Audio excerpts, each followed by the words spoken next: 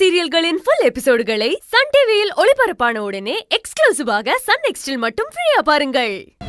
உங்க மேல எனக்கு இருக்கிற அதீதமான அன்பால மட்டும்தான் உங்களுக்கு ஒரு நல்ல வாழ்க்கையை அமைச்சு கொடுக்கணும்னு நினைச்சேன். ஆனா நான் ஆசைப்பட்ட மாதிரி உங்களுக்கு ஒரு நல்ல வாழ்க்கையை அமைச்சு கொடுக்க என்னால முடியல. ஏன்னா உங்க ஹஸ்பண்ட் இல்ல.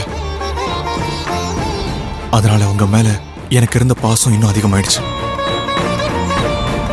அந்த அன்பை நான் இப்பதான் காதல்னு உணர்ந்தேன்.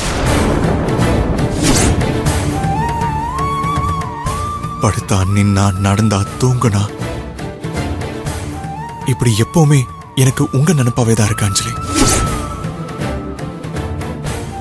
இதுக்கு பேர் தான் அஞ்சலி காதல்.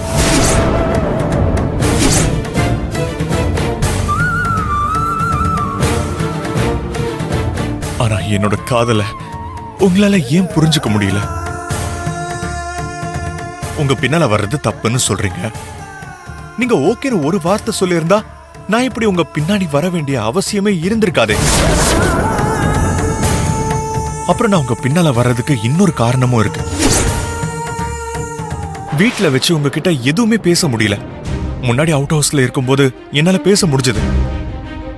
ஆனா இப்போ காயத்ரி ஆண்டி ரூம்ல இருக்கிறதுனால என்னால உங்க கூட பேசவே முடியல. அதனால நீங்க இப்ப வெளியில வந்தாதான் என்னால உங்ககிட்ட மனசு விட்டு பேச முடியுது.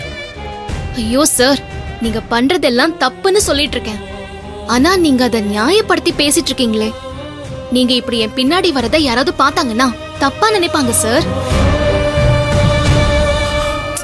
இதெல்லாம் உங்க வயசுக்கு நீங்க பண்ற வேலையா? சின்ன பசங்க மாதிரி பண்ணிட்டு இருக்கீங்களே. உங்க வயசுக்கு நீங்க இருக்கிற மெச்சூரிட்டிக்கு இதெல்லாம் பண்ணக்கூடாது சார். அஞ்சலி,